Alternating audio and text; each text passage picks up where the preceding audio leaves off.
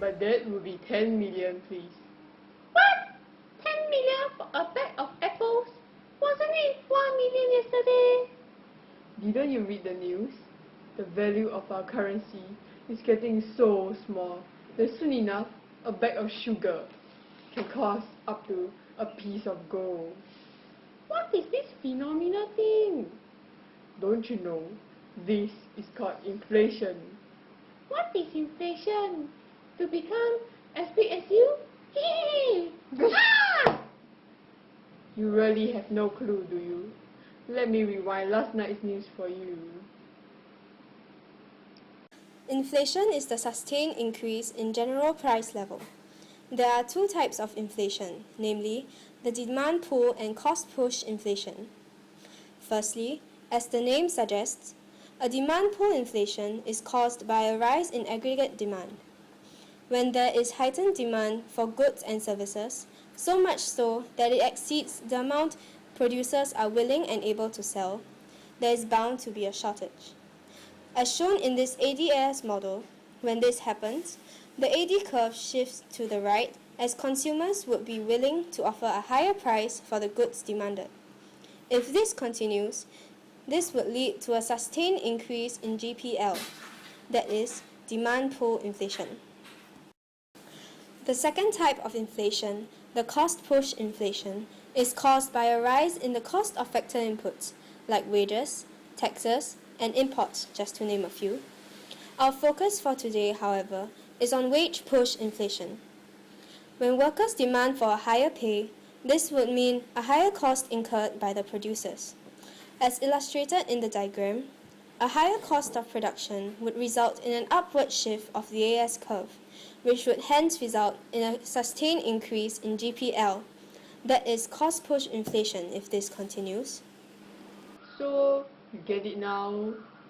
Oh, so you mean that If this place were to boom with many people, then demand pull inflation will occur? yes, and if I demand for more pay, then that would be cost push inflation. So, we are the cause of my expensive bag of apples. Then what happens after that? Let me take you somewhere. Hop on, Mickey. Ah.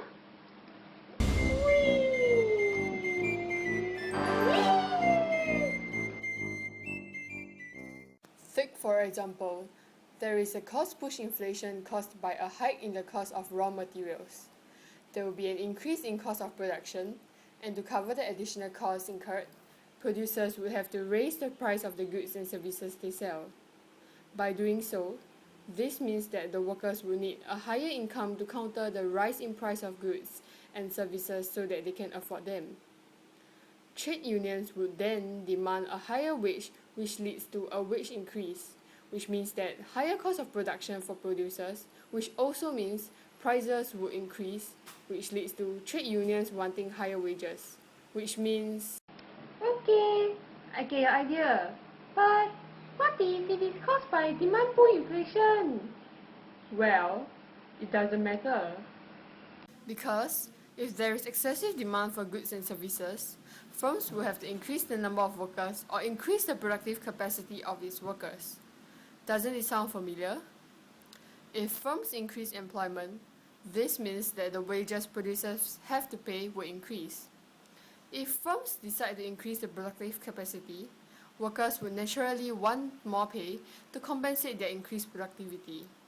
Anyhow, this will result in a rise in wages, then a rise in cost of production, then a rise in price, and then trade unions will demand for higher wages, and then...